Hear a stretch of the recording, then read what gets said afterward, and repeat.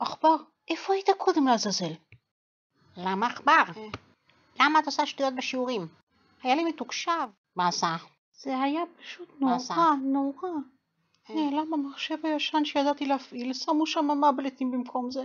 לא ידעתי להפעיל את זה, והחתולים שמו סרטים נוראים של חתולות ערומות. אני כל כך התביישתי, ואז נכנסה המנהלת. מה? המנהלת נכנסה? בחיי. מזל שהיא לא קלטה מה שהלך שם. אוי. ותגידי, מה לימדת אותם אז? לימדתי בעיות תנועה עם המחשה.